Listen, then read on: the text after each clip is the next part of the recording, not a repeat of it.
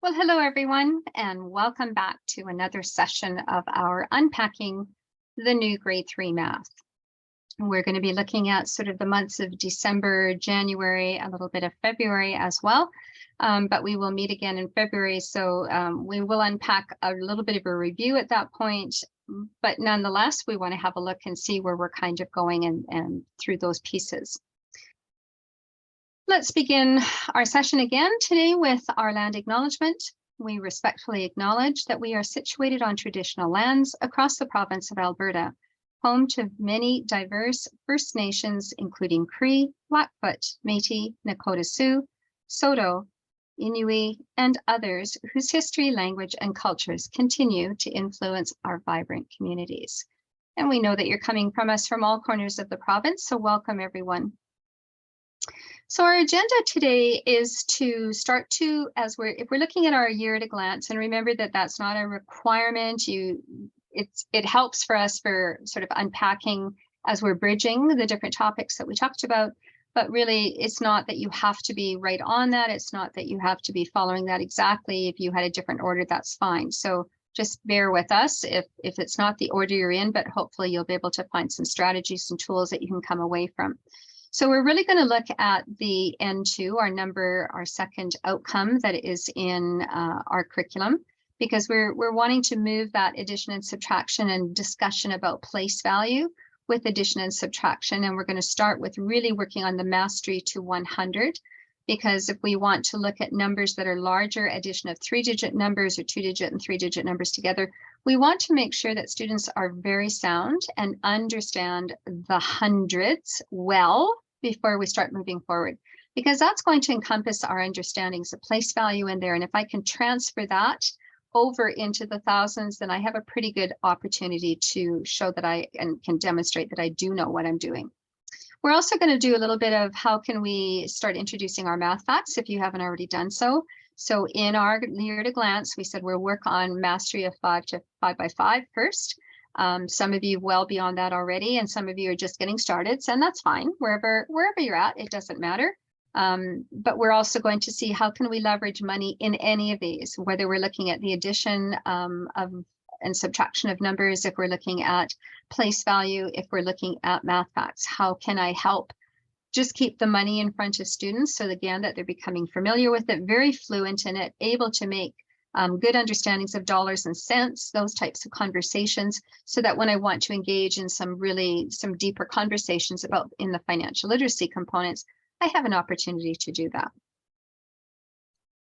Okay, so let's have a look at in our sort of month right now, December, January, February, when we're looking at where we're moving to in N2. So we're shifting. And again, remember that the yellows were only suggestions. That's not something you have to be at. Some of you were already working close to 1,000 at the end of this month or towards the middle of the month.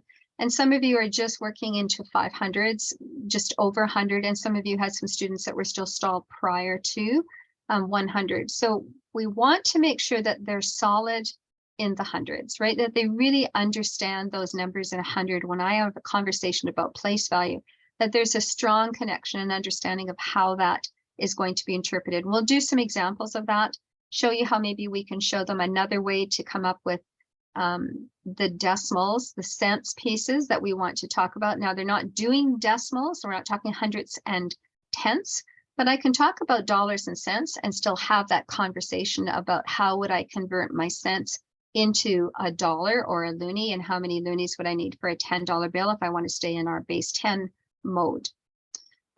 We had suggested the 5 by 5, so we're going to look at what might that look like other than just doing our arrays, and we still want to do arrays, but maybe we could do the arrays with money, right? Double duty of the money, just to keep it in front of the kids all the time. The more I learn about it now, the less I have to do with it in the next years, because it's already ingrained and it's something that I can pick up and do every day. Here we see, again, we have the same sort of outcomes. It's not really changed from December to January. And if I remember correctly, the discussions that we had with the teachers was, we don't want big changes. We really want to just come back and reinforce what they left with, because we always have a bit of a lag there when they come back from their Christmas break. In February, we're still working the same on N2, but we're also introducing some bits and talk about unit fractions. So we're going to have a discussion about that. And we suggested that in February, it would just be the unit fraction that we're starting with, much the same as the grade 2s are just having a conversation about unit fractions at the end of February. So it's just a starting point to get them thinking about it. This is the foundation of the fraction work that we're going to do, and that you're going to send students into 4, 5, and 6 to do the multiplication, the addition, all of those pieces. The foundation is here. So we're not going to worry about all of the other pieces right off the bat. We're going to really drill down into unit fractions. How might that get started? We're going to use money again, because I can leverage money as a real context. And the more I can make my manipulatives real and make the students see a connection to the real world about why am I learning this, then I have a better chance of bringing out whatever I want to bring out, whether it be fraction blocks, or I want to bring out Cuisenaire-Roz. The more abstract I get, the bigger my foundation was with the tangible and the context related manipulative, makes those other ones that much easier for them to digest. So just a quick reminder that everything that's in our year at a glance, the bullets, these are our understandings that we see bulleted in here. So when we are looking for the specific knowledge, skills, and pieces that are going along with that, we have to go back to our original document, our curriculum document, to look in the knowledge, skills, and procedures. So again, student supply strategies for addition and subtraction within 1,000. You might be at 100, you might be at 200, you might be at 500, wherever you're at. There's no rush. This is for June 30th. So we have lots of time to really make sure that they're clear on the foundational pieces before we just launch them through a process of algorithms, but they don't really understand why they're doing it. So recalling addition and subtraction facts, that would be an important piece. We probably want to make sure that they're really solid in their ability to add to 100. So just even 2-digit additions. Using algorithms for that, the conventional procedures, we want them to make sure that they can understand the place value questions that we're going to throw at them. So we'll do examples of those today. And that's been the one that's been the big request. Is it an exact sum that I need? Then I should be able to add it up correctly. If it's not an exact sum, how do I estimate it? And again, I could use money for that conversation. And that would help me to even put it in a real world context. Am I closer to the next loonie or next dollar? Am I closer to the one that I'm starting with? So if I have $1.25, is that closer to $1? Is it closer to 2? Having that conversation is real, right? I can see that, I can hold that money in my hand. So it gives me those opportunities to make the connections up front. So let's look at our skills and procedures. I see the words like relate strategies for addition and subtraction to 2-digit numbers to strategies to 3-digit numbers. So that's that foundation of I can get the hundreds really well done. If I can understand how I might add 78 and 24 together, and I'm going to get whatever numbers I have. If I need to regroup, those tools that I learned there are the same tools that I'm going to transfer over. Model regrouping by place value for addition and subtraction. So modeling, remember, I have to be able to know what modeling means. Explain the standard algorithms. Why does it work? Why? And this is with natural numbers, addition and subtraction of natural numbers using a standard algorithm. And that means I don't have to start right away, just launch into straight regrouping.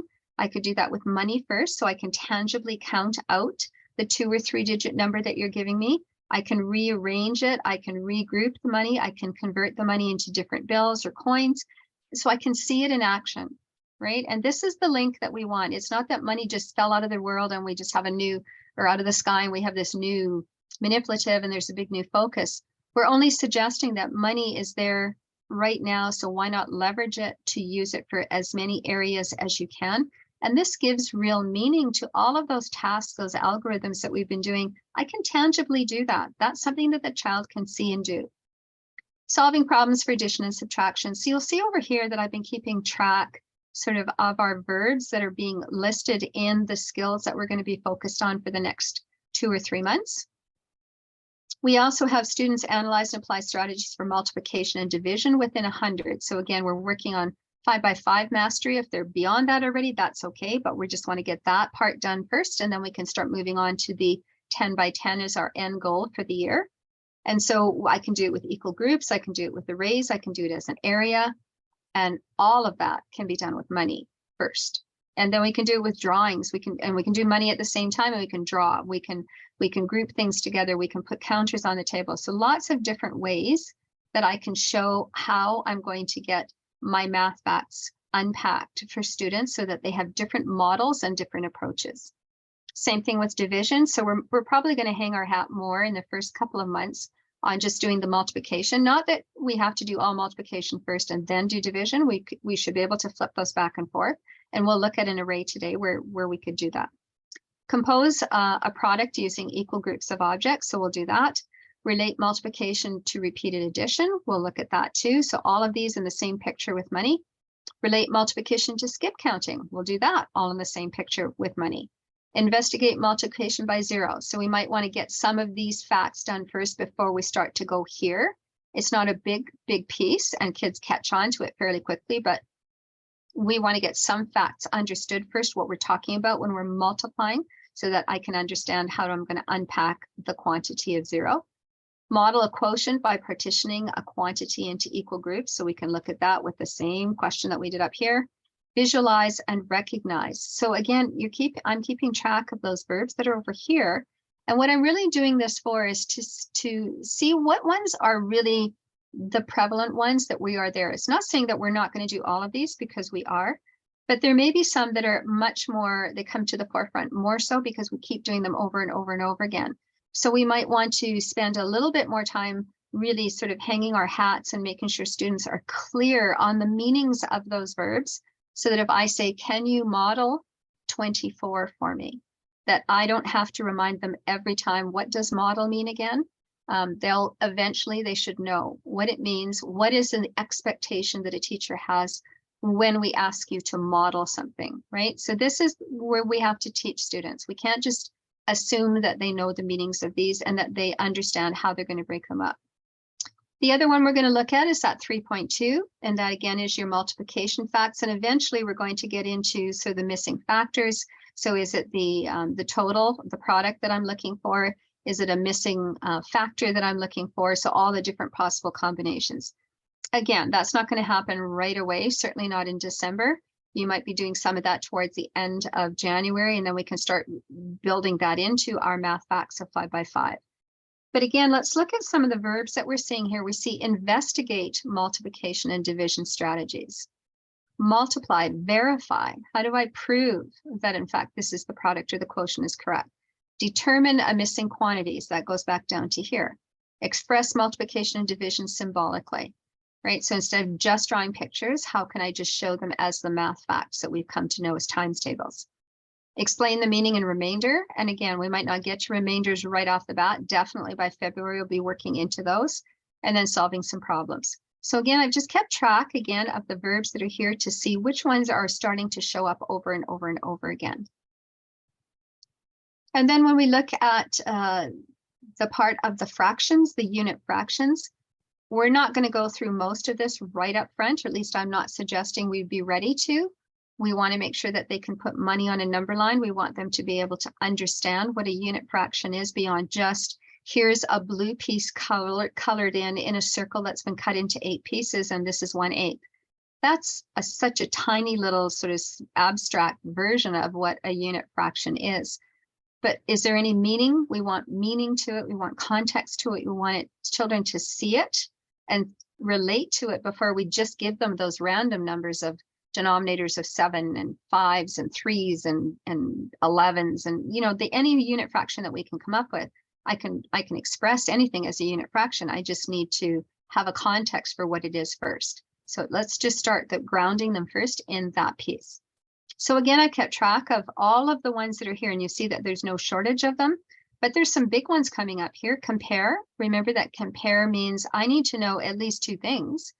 I can't compare one item because I have to have something else to work with it. So compare is one of those deep thinking ones. It's one of those ones that is a very rich task that I'm asking students to undertake, and that is to compare this bit of knowledge that I have in my pocket to this bit of knowledge.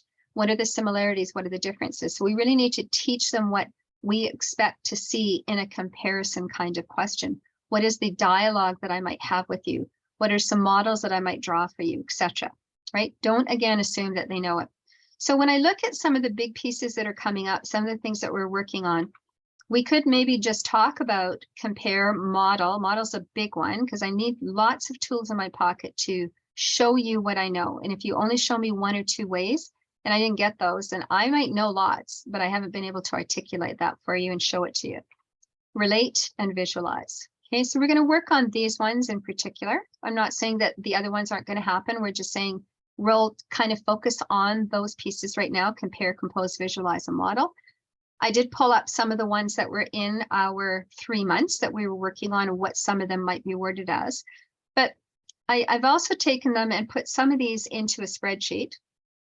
And just again, pulled up some of the ones, not everyone. I mean, we can do that and we will at some point, but not everyone is listed here that is in the parts that we're going to be covering, because some of them are going to be just touched on by the time we get to the end of February. Again, in our last session, I had you highlight what the concepts were, especially the concepts of knowledge, the knowledge pieces that we wanted them to unpack. In this case, I've already highlighted them for you in blue, and you'll see that the same things are showing up over and over and over and over again. And that's good, because we want those concepts to be embedded in all the actions that we're doing, and that the students are making connections to it with the different verbs and the different contexts that they're being seen. So that's an important piece. The other piece is, do we have a common language, or at least a little bit of an understanding of what some of those words mean? And in some cases, I've merged a little bit of this from the science work that we've been doing too, because we've always kind of had science and math words very similar, if not meaning the same. So even at the high school level, we had directing words for math and science, and directing words are a little bit different, but the understandings were similar between the two subjects. So we're starting to look a little bit at how is science interpreting some of these words, how is math interpreting these words, you know, is there some common framework? But this might give you a PLC conversation in your school to say, if we're going to focus on those 5 skills, 6 skills, whichever, you know, let's read through this and how do we unpack this at our school with our students, just so there's some continuity for the students as well. So we know that number lines are really important for students. And if I have a number line, I can concretely see the placement and make comparison between quantities and values. Well, fractions are no different. Money is no different. All of those should be on a number line, so students have a really clear understanding of how they fit and where they fit, and in comparison to what's around them, what's their neighbor that comes after them and before them. So again, I know that we always sound like a broken record, but money allows me to leverage a lot of things. So I'm going to keep doing that until they can go home and say, I know every coin, and I can change it to whatever I need, and I can add and subtract it, and I can use it to make a 3-digit number and blah, blah, blah, right? That's the kind of versatility we want. And in the meantime, I'm still also meeting my outcomes as I have to do. So what if I showed you this and I asked the students, I'm going to show you some loonies, and I want you to tell me how many there are. By grade 3, we would expect that they probably would do some quick subitizing of 3, 2, 2, and come up with 7 over here, and 4 and 1 is 5, or however they see it, 2 and 3. They might group it differently, but they should be able to not necessarily have to count by ones. We should be able to do some groupings and subitizing visually to add them up. So they'll say 12. And you might say, great, that's correct. Now, what if I was going to walk around with money in my pocket? I could walk around with these 12 loonies. There's nothing wrong with that, still $12. But maybe I don't want to walk around with that much coin in my pocket. Is there something else I could do here? And I'm not telling them what to do. I'm asking them, what could they do? So they might say, well, you could take 5 of these loonies and you could trade it, convert it into a $5 bill. Remember that when we talk about place value, we also talk about conversions and taking something and converting it into something else. Base 10 blocks are awesome for that, but they're also very abstract. And if I don't get base 10 blocks from the first day that I've seen them, I'm going to struggle with that all the way through. If I don't understand why that little yellow thing that you called a unit, I'm supposed to have 10 of those, and I can learn that, I can memorize that. 10 of those make a rod, which is absolutely true. But who cares? So it makes a rod. What's a rod? I don't walk around with rods in my pocket, and I sure don't walk around flats in my pocket, but I need 10 of those to make a flat. So if we started with money first, if we just do the converting for money, because they have to learn it anyway, So if I do the converting with money, now I have a context. I just took 5 of these coins and I converted it for this. Convert. Oh, I've learned how to do conversions before. I did it with base 10 blocks. Is that what it was all about? So this is tangible. This I can put in my pocket. This is real world. I don't walk around with base 10 blocks in my pocket. I could take this and change it to a $5 bill. And you might have students say, well, now you have 2 $5 bills and 2 loonies that were left over. Perfect. Great. Absolutely correct. Or I don't want to walk around with 2 5s. I want to have the least number bills. I could walk around with a 10 and 2 loonies. Any one of these combinations is still $12. But we're now showing how we convert to equal amounts. We're converting into different versions of the money, and we're simply converting up that 2 5s can give me a 10. So when we talk about place value, often people think of place value of, oh, I know that. That's when you have those columns and there's ones, tens, and hundreds. And that is very true. We've always used those columns, or that sort of the way we divide up a number, to identify the different places that numbers can sit in and what place value they have. But that's not place value in itself. That's not the only thing that's in there. It also helps us, if we understand what those columns are all about, then it's also the name of the place that I'm talking about, which can determine how many of those quantities are in a number. So let's just start small. Let's not put lines on our page. What if? What if we just used words and something that's really visual for me to see? Same questions that you would do on a columns of 1, 10s, and hundreds. So I have a column called tens. I have a column called ones. I have a number on the top here, and I could ask the students, what's your number? Well, 10, 20, 30, 40, well, 246, $46 on top. So I could write down 46 even over on the side here. And if I said, could you add what's on the bottom to it? First of all, tell me how much money you have. So 10, 20, and 2. So I have $22. This is quick practice at skip countings, quick practice at skip counting by twos. Take every opportunity you can to just back up onto those quick, draw them in, skip counting questions, because kids didn't land at your doorstep totally proficient in all of that yet. All right, so then the question is, how much money do you have? Well, I could just pool all the things that are the same together. So in this case, I could put all the $10 bills together, and I had 6 of them. I could put all the coins together, and I had 2, 4, 6, 7, 8. So I have $8, $68. Perfect, excellent. Want to put this all in my pocket. Might be a little bulky having all of these bills in there. Is there anything I can do? And that's a simple question. It's not, what will you convert? It's just, what can you do? If they don't see intuitively they can convert, then just leave it as 6 tenths till they get to that point. But I could take 5 of the 10s and I can convert it into a $50 bill. I could, this is not unrealistic to walk around in my pocket, but some students will probably say, you could make this one a toonie, those 2 a toonie. You could take them and convert them into a toonie, which I could.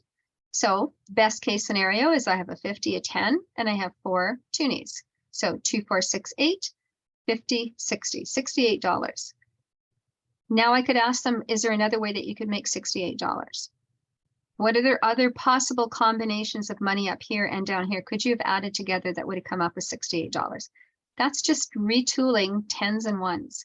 That's double-digit addition. That's just practice at what they should know from grade 2. May not know that, especially not with the money, because they didn't do that last year.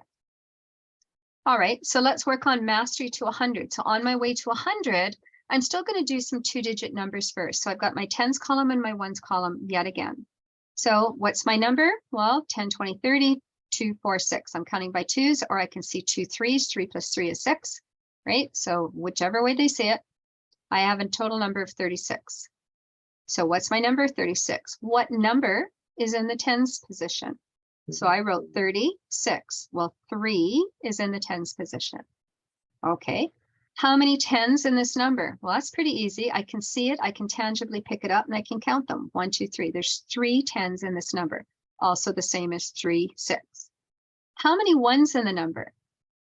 And if they say 6, then I might say 6 is in the 1s position. I have 6 loonies in the 1s position.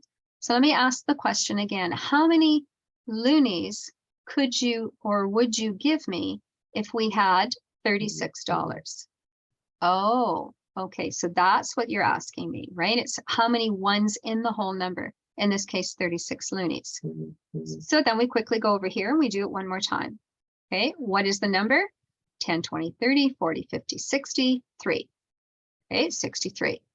What number is in the tens place? That's an easy one, 6 and 3, tens and ones if I have them labeled here. So 6. How many tens in the number? Well, I can see them. There's 6 of them. How many ones in the number? There's your transfer over here. Can they make that connection? In this case, they would say $63 or 63 loonies. If they say 3 again, then we want to revisit what we did over here and have a conversation, then come back and revisit as we go over here. So let's go one step further. I'm going to really get into place value. How many tens in 50?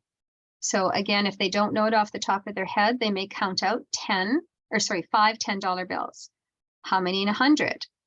Well, I would hope that some students would say, well, 2 50s make 100, and if there's 5 in each one of these, then it'll be 10. Great. Then I could also say, can you prove it to me? I could skip count by tens and count out by tens, or vice versa, whichever they do first. So then the next question is, how many tens in a 150? So if I understood what was happening up here, then I know that this is 10 and 5, the answer is 15. If I have to recount them each, then they have not connected anything up here. So we want to go back and have another conversation. We want to ask them what they saw when they put down 5 here. Why are those 5? Where did they connect to, etc. If we've got all that, then let's give them a new question to transfer to, and that would be, how many tens in $120? You could ask how many ones in any one of these, right? Do they still get how many loonies would be in that dollar amount? So now let's go a step further and make a 3-digit number, because this gives us a richer place value conversation. So I have hundreds, tens, and ones, and I can see the hundreds. It's not just a yellow square with 100 little small markings on it, right? This is real. I can still put the flat down and work with it later, but this is real. This I can talk about. So what's my number? 124. What number is in the tens place? 1, 2, 4. 2 is in the tens place. How many tens in this number? So now we're checking to see if they can amalgamate all those steps that we just did. How many tens in the number? If they say 2, we could say there are 2 tens in the tens position.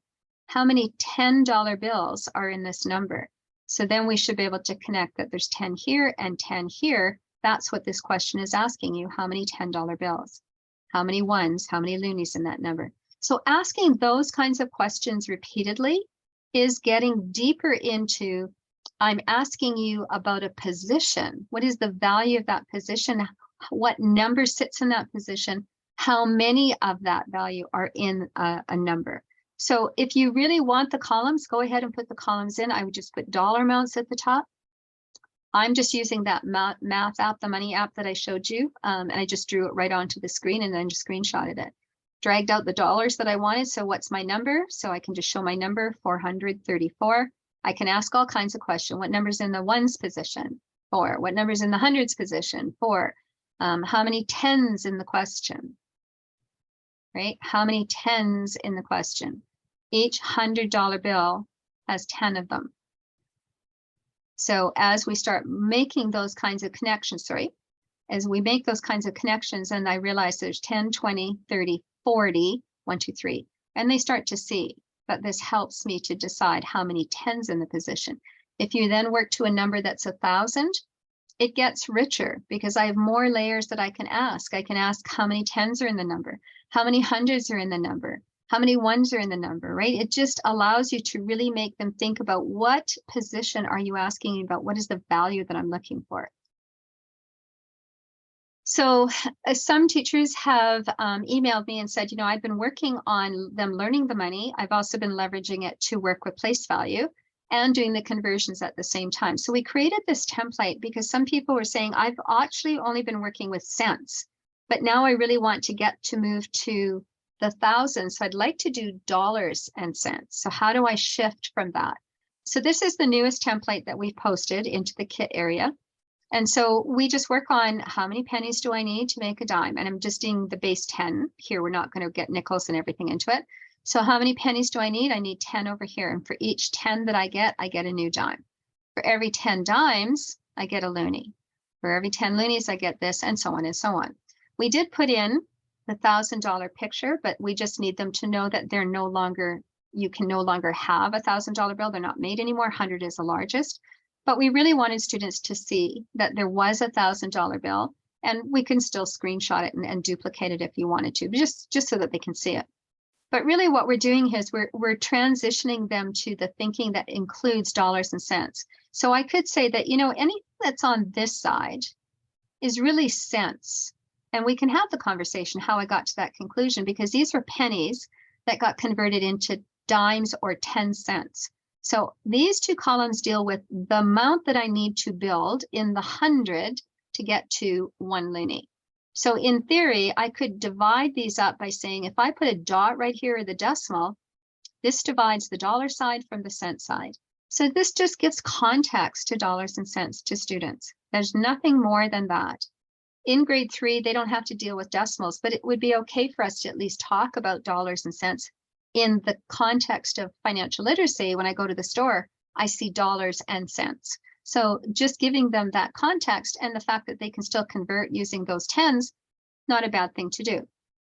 I could say, show me using the money app that I shared with you, or money that they have in front of them.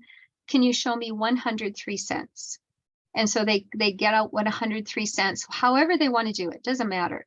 And then they stick their thumb up or hand up and say, you come around, you have a look, yep, you've got 103 cents. Then you say, just leave that on your desk, don't move it. I want you to make me another 103 cents.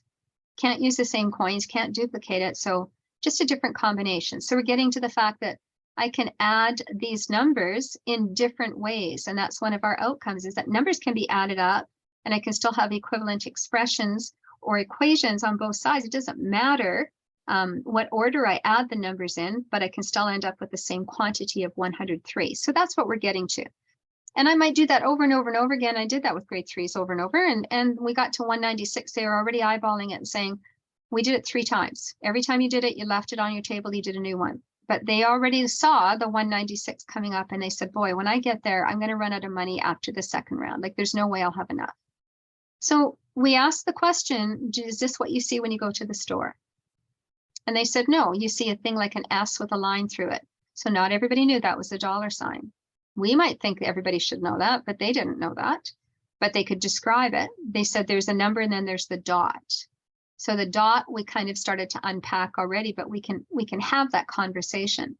So in some work that I had seen years ago when I was working with somebody in New Zealand, we were talking about base 10 blocks and the confusion that students have sometimes when we change the rules, when we want to do tenths and hundredths. We say, okay, now that you've got the conversion all figured out in your head, we're going to change the rules, and the flat is now a 1.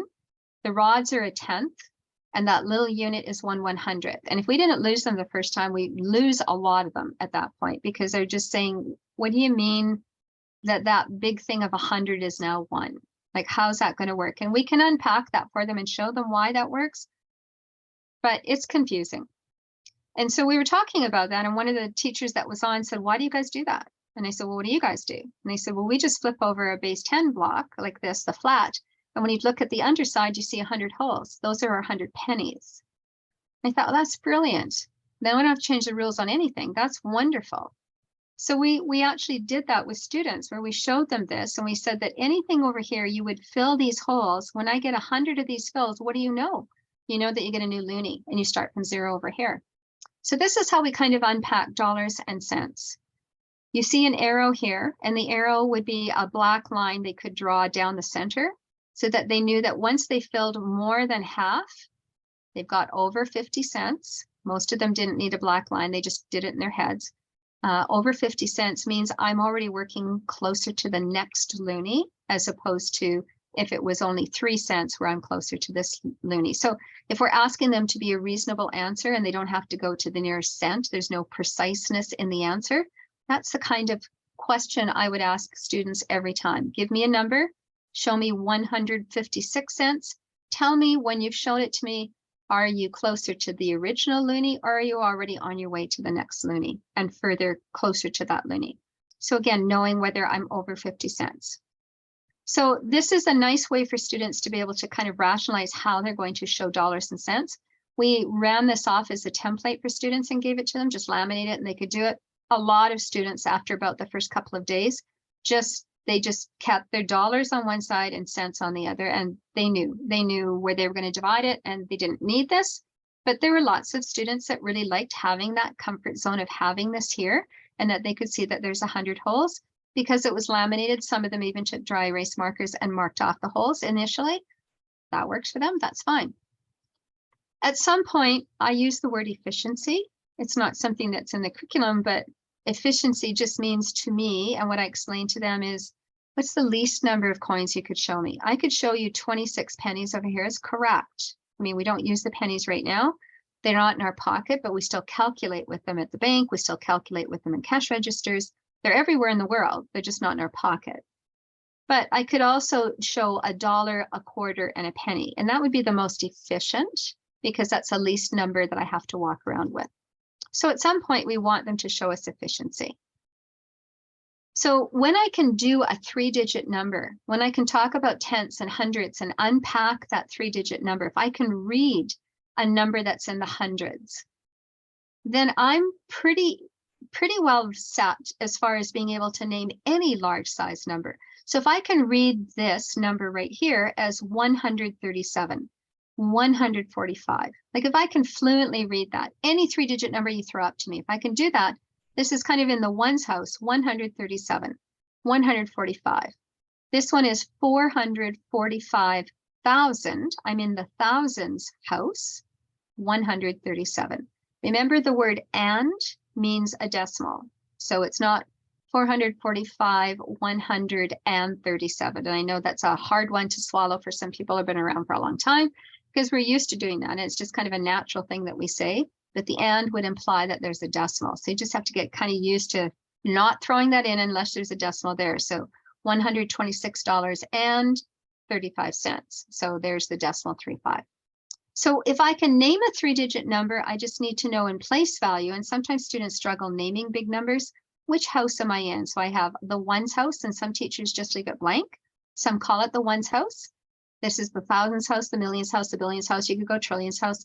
All I need to know is how to read any 3-digit number. So just randomly having 3-digit numbers come up on the screen, just practicing that for 1 minute a day, where they just call out numbers, they get used to seeing it, then that starts to alleviate the anxiety that would come with naming this bottom number, 234,567,890,145. So it just helps me to get going. So really, when we're taking that decimal and putting it here, what we're saying is that the dimes are that first column of holes in the inverted flat, and the pennies is one of those holes. And again, I wouldn't tell that to students. I would not show this to a grade 3 student. I would do the unit fraction with them, but I wouldn't show them this combination. I'm not worried about the decimal per se. That was not the intent of a grade 3 curriculum, but it absolutely is for grade 4. So we want to take number lines and leverage number lines in a way that we do in primary when we teach children how to count and put a number on the number line. So we go 1, 2, 3, 4, 5. We show them that they're the same distance apart. We show them that the order never changes. It's always consistent. And kids get that. And we can put a number line on their desk. And with few exceptions, most of them can handle it fairly well. But again, we need them to know that those pieces are very much integrated, even with values in between. So fractions. And we don't spend a lot of time putting fractions on a number line and teaching students how to count by the fraction on a number line, just like we did when we went 1, 2, 3, 4, 5, 6. And since we have unit fractions coming up and they're kind of foundational to all that work that we're going to do, if we could hang our time a little bit more in that unit fraction to start with, then the work that comes after that becomes quite easy for students to maneuver and to understand about how I got what I did. So they internalize when they use number lines, the concepts much better, especially things like near, far, more, less than, before, then, what comes after, what's one more, what's one less. That kind of thing are all easy for me to see on a number line. with fractions or with whole numbers. So just some quick background. What have we learned about fractions? There's a study that's going on in Ontario. Dr. Bruce has been doing that study since about 2010. I've been following her almost that long, and her interest was to unpack, why do students struggle with fractions so much? And so at the very onset of her study, she interviewed students in Ontario as well as teachers. And most of these students came from junior high, who we would think at that point have got those fractions kind of mastered already. Students said they were difficult to learn. Teachers said they were difficult to teach. And part of the difficult to teach was that they said, I know all the rules, and I absolutely can share them with my kids, and we do them succinctly well. But I don't know any other way to do them. Like, this is the only way that I know. This is how I was taught. I'm not sure what else there is in fractions. And it's kind of hard to unpack those. And so that was just kind of the conversation that came up in some of those. So in this case, they also talked about that if children lose out on fractional understanding in early years, it's not one of those things that I catch up on. I don't generally get back on track as I get older. I tend to flounder in that world a lot. And if I do well in fractions in the early years, I have a good conceptual understanding of it, it's a good predictor of academic success. So it is something that we kind of really do want to spend a lot of time making sure that they understand. And then the misunderstandings are very common. There are some really common misunderstandings that come up over and over and over again. And then they start to impact even in the real world, such as medicine, healthcare, construction, computer. I use fractions a lot. If I was a doctor, if I was a nurse, if I was building things as a construction, I'm going to be using fractions in my measuring and my tools and my wrenches. So I need to have a good understanding of what that foundational piece is all about. So I want to share with you very quickly 8 of the biggest findings that have come out of this work that continues. The work is still ongoing.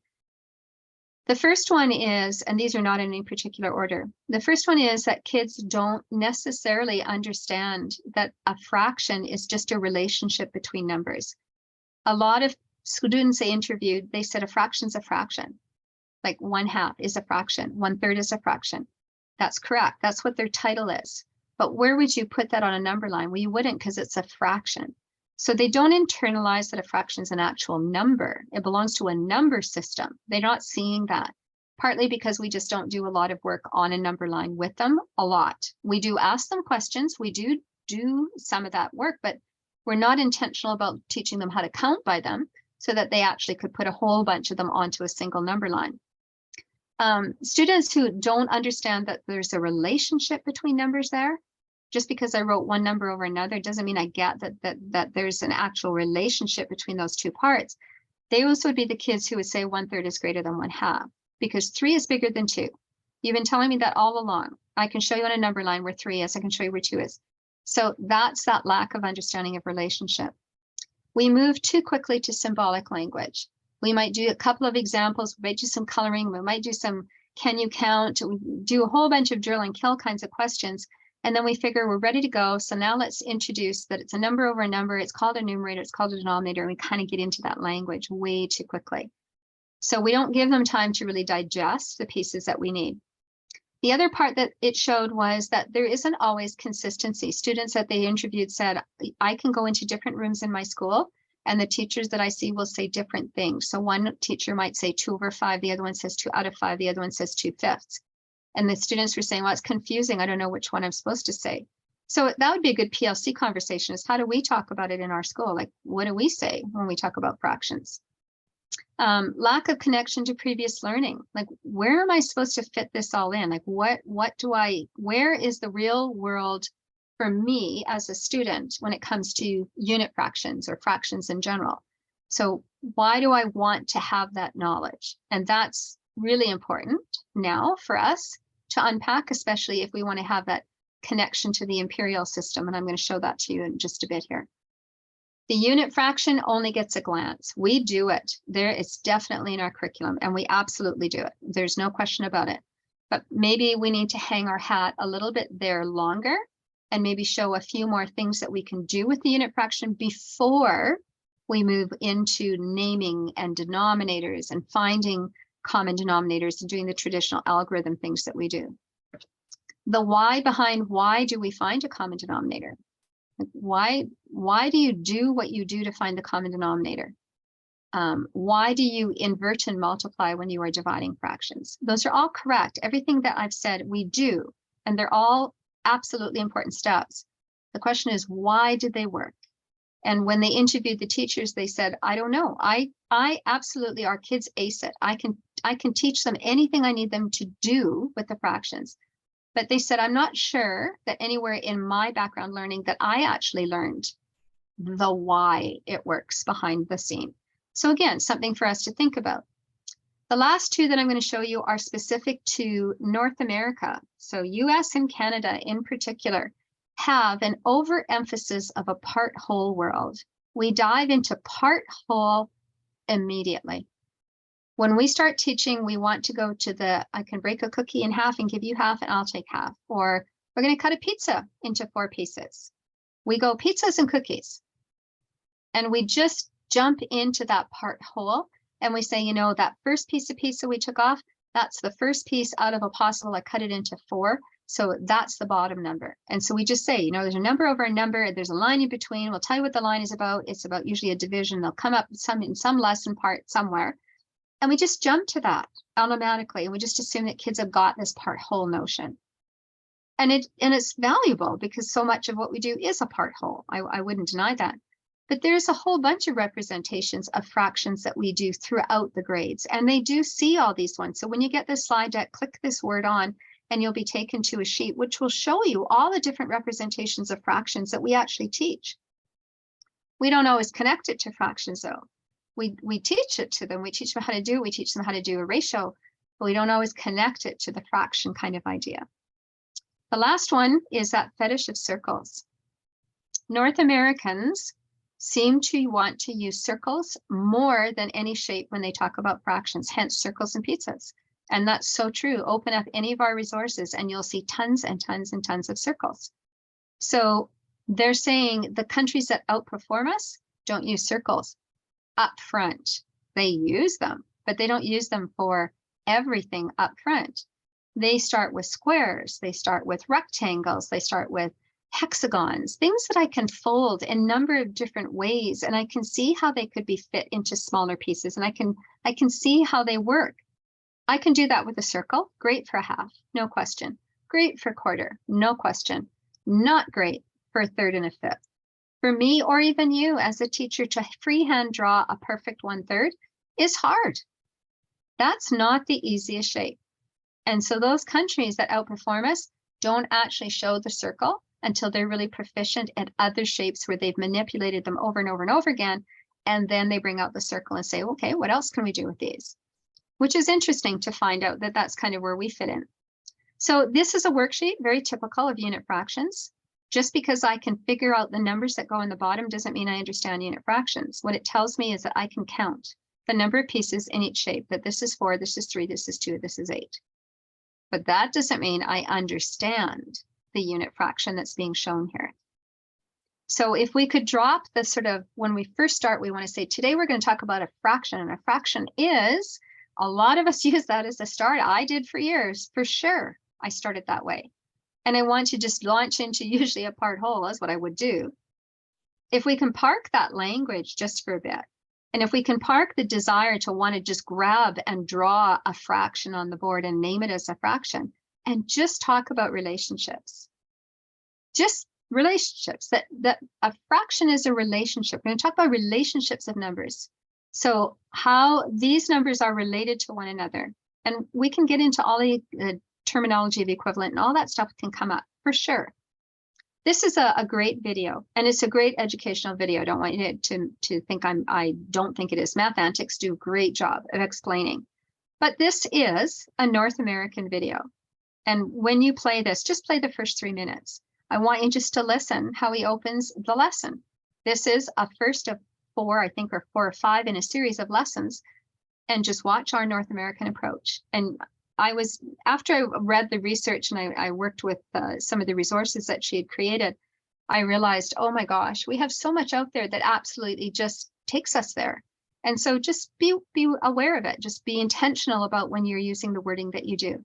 So let's look at this unit fraction business because it is so important in grade 3 to get a good foundation in that, especially to send them off into grade 4.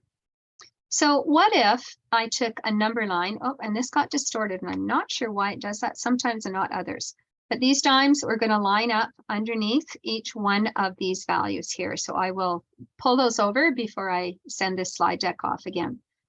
So I'm going to line up a dime, and notice that on my number line, I put cent signs behind it. I'm still working with the number line to 100. I'm just going to put money on it at the same time. I'm going to leverage all of those pieces as I go. So I have my numbers to 100. I'm going to line up my dimes above each one. And instead of showing a loonie, I'm going to use the same visual all the way through. So when I want to represent the first dime in the first position, I'm going to talk about it in terms of how many of these I needed for a loonie. So is it a part whole? Of course it is. But I'm not going to name it like that. I'm just going to say this is the first dime out of possible 10 that I need to make my 100 cents or my loonie, whichever way you want to phrase it. So I'm not using the word numerator. I'm not using the word denominator. I'm basically just saying those words don't exist. I'm just talking about the relationship of the first dime as it appears for the whole amount that I need for the loonie. So here's my 10 that I need, and this is my first dime. This is my unit fraction. It is the first dime that sits here. It is the distance that I'm going to hop. This is a 1/10 hop. This is a 1/10 hop. This is a 1/10 hop. This is a 1/10 hop. So I'm basically showing them that a unit fraction fits on a number line and has the same distance with each successive hop, if you want to call it that I make. So this would be my first 1/10 hop, or my first dime. This is my second 1/10 hop, or my second dime. This is my third 1/10 hop, or my third dime, and so on.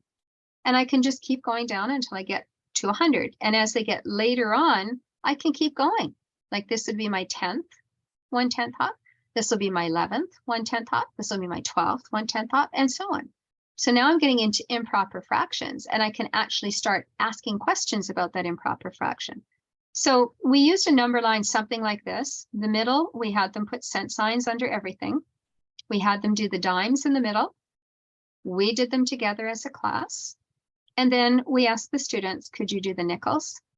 Can you do the quarters? And we actually had 4 on ours. We did the pennies as well. So we asked them to do those common coins. We wanted them to show us how they would relate those numbers in their position to the total that they needed. So here's what the dimes looked like. So when I line them up, I see that this is my first dime out of my possible 10 hops that I'm going to have. Some students write it as 2 1/10 hops. Some write it as 2/10. All right. And remember, we're not talking fractions, numerator and denominator yet, but they still wrote it as 2/10 hops, 2 1/10 hops. So I can keep going. I can see this is just the enlargement piece. And again, I'm going to keep denominators always looking the same as whatever I'm using in the numerator. So it's a visual connection at the same time. I can't just talk it. I have to show it. I can put the money on their desk. They can physically touch it and see it. So again, if I wanted to do a half, I could represent a 50-cent piece and 2 other 50-cent pieces on the bottom. So we wanted to have nickels. We want to have quarters. We want to lay them on top of those number lines. And so here's what it looked like for the nickels, just the part of it. And again, they labeled their 5 cents in between as well. Remember that 0 is important because it's my first hop. Here's my 5 cents. My first nickel is, I needed 20, so my first 20th hop, or 1/20th. Here's another 1/20th hop. Here's another 1/20th hop, and so on. So students are starting to see that that distance that I'm counting, like I did in grade 1 and in kindergarten of 1, 2, 3, 4, works just like that for fractions. And once I do those a couple of times, 3 or 4 times with different coins, then I can slide them into, what if I just took a number line and divided it with a number of different pieces on it? What hops would you make? What would they be labeled? And how many would there be? So I did the quarters. So 25 cents, 50 cents, 75 cents, $1. So we lined all of those up and we simply asked students in grade 3 to take a ruler and just put it down the center and tell us what you see. And what they said was, we see the top number is half of the bottom number. We didn't talk about equivalent fractions yet because they don't even know about that yet. So we said, so that's interesting that all the 50 cents have a 1/2. You're seeing 10/20, 5/10, 2/4. That's a really interesting observation. Okay, and eventually some kids will come up with a rule for that and it'll be equivalent fractions, but we're not going to necessarily launch into that all in the first lesson because we want to make sure they've got the unit fraction first. Do the same thing at the end and compare those numbers. So here's our comparison for 50 cents and here's our comparison at the end. What did you notice? Oh, well, all the top numbers and the bottom numbers are the same. And some kids had a really good explanation for that. They said, well, they should be because we all got to 100 cents. We're full. They should be everything that we need. So they were already starting to put connections to that. So fast forward, we do lots of work with that with the money first. And then I can say, if I put 0 down the left side and 1 down the right side, what kind of hops would you write in here? So we'd count 1, 2. So this would be the first out of 2, 1/2. This would be the second out of 2, 2/2 or 1, okay, or 2 1/2, whatever. And then they would do the same thing here. So now I can get some of those abstract ones in. Once they've got them labeled, I might even ask which one of these rows could represent money. So when they label them, here's that student that might go 2 1/4 hops, the third 1/4 hop, the fourth 1/4 hop, right? They might write it like that and some do, but most of them eventually get to this format. This could be the 50-cent pieces. These are definitely our quarters. 1/5, that could be our $20 bills, right? I have to know that 5 $20 bills is 100. I'm talking about 100 cents or 1, okay? That same notion. So they start to make some connections. These didn't have any money, these didn't have any money, so we couldn't make those connections there. Then you can have that conversation about what if you moved the 1 away from the end and just moved it around? How would you label these now? And then when we have that kind of work happen, I can also have the conversation about, wow, I see the relationship of 1 to 2, 1 to 2 right here, but they're not in the same place anymore. And yet it's the same numbers. Why is that, right? So having that unfolding conversation rather than just saying to them that if you change where the whole is going to be, it's going to change where all of these fractions are going to go.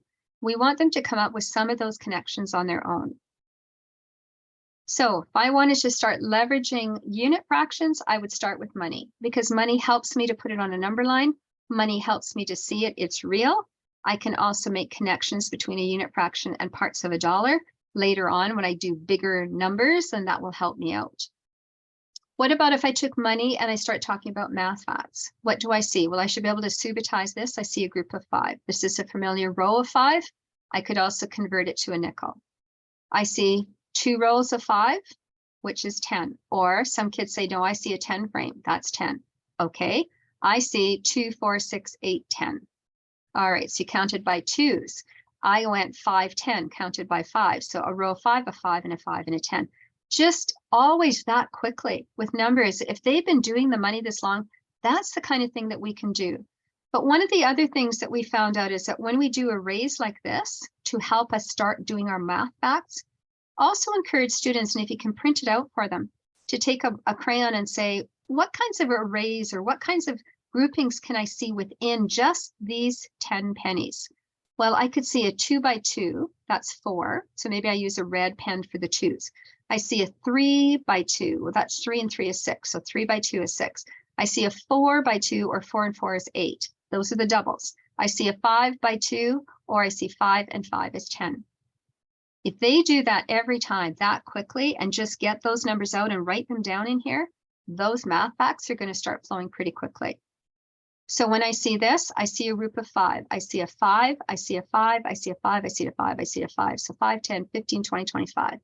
I did that by 5s. Or I see a 10 frame, I see a 10 frame, that's 2 10s is 20 and a 5 is 25. So it's that kind of counting that will help me. I also see that there are 25 in here. So there are 5 rows of 5. That gave me 25. I could do the same thing again, bring out my crayons. A 2 by 2 is 4. Got that one already. 3 by 2. So they just keep doing those same ones over, but now I can do a 2 by 3, a 3 by 3, a 4 by 3, right? I just change it. And every time they get one, they just write their number down in whatever color they're using. That brings the math facts to reality. This is where I can also see that this is a visual. I have 25 in total, and I had 5 columns.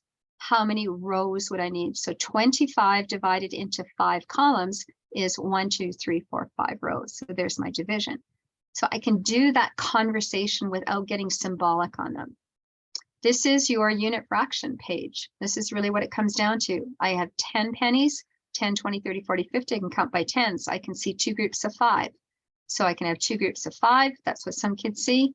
They see a dime, whatever, it doesn't matter. And then they can convert all of these in as they go. But now I've got a wealth of things to get my 10 by 10. So again, I repeat 2 by 2, 3 by 2, 4 by 2, 5 by 2, 6 by 2, 7 by 2, right? And I'm just learning all those 2s. And that's where some of our students went well beyond what they needed to just because they were doing that kind of counting. I can skip count 10, 20, 30. I can skip count by 2s, right? All of that quick practice just to catch up on some things. Some numbers that you might want to use or some games that you might want to use. I could use my money for patterning. I can create a pattern. Can they recreate the pattern? Can they come up with a pattern that has the same similar AB or ABB or whatever you've got going? Can they create it with a different coin, with a different manipulative that you have? If you want to do some testing for just, do they know the coins or do they know the values or both? I can roll a die. And if I'm just learning the coins, if you haven't started yet, then just say you have to find 4 of the same thing, name it, bring it out. So 4 quarters, 25 cents each, it's worth $1, right? So they just add some of those up because in grade 2, they skip count by 25. You could set a goal that in 4 rolls, the closest person to $10 wins the game. You can't bust though, you can't go over. So they have to be careful what they grab. If they're better than just the single ones, then make each dot 10 or make each dot 100 and then put some bills in here and then set a goal. You have 4 rolls, your target is whoever's closest. And they just do this. This is an easy game, but a fun game for them. And it's place value at the same time. A couple of sites that I have for you, Sparklebox will offer you number lines that have already been created in a variety of different forms. So you just need to print them off. This is a royalty-free site, and it comes from the UK. So you can use everything in there except the money, right? The money isn't going to work with ours, so don't go there, but you can use it for science as well. It's got some great materials for science. And if you want some activities and some games for place value, number counting, skip counting, trajectories is another one that you might want to go into. They have them all pre-made for you as well. I've also included some links to the Ontario curriculum. They changed their curriculum just a couple of years ago with lots of linkages that work well with ours. And so I've uploaded a lot of them here depending on where your kids are at, and you might be starting at different places. Some of their grade 4 is our grade 3 curriculum. So again, I've just given you those links. If you are looking for some resources or some activities, then you might want to check those out. And our resources that we've been citing. So just before we end our video here, our recording, remember that you're going to go to the Moving Forward curriculum site. And when you get here, just go to subject area after you've logged in, go to math. And when you go down to math, you'll be going down into the grade 3 curriculum. It won't be posted yet, but it will be by the time you get this. And so there'll be a November 30th box sitting right here. And then you'll be able to go in and grab the recording. You'll be able to look at the slide deck that I've been using. And you'll also be able to go in, and there's a couple of resources in there that I put in, especially the skill one. I put that in there as well. Okay. So that means that we are just about at the end. If you have any questions at all about anything, don't hesitate to reach out and email me or send me a text, whatever you want to do, whatever is easier for you. I'd be glad to give you a hand. But in the meantime, we won't see each other until February. So I wish you all a wonderful Christmas, and I hope that you have a healthy and relaxing Christmas break. Don't get any colds or any flus or anything where you're going to be laid out and sick over Christmas. Want you to enjoy that time, relax, and just have a wonderful family celebration. So thank you, everyone, and Merry Christmas.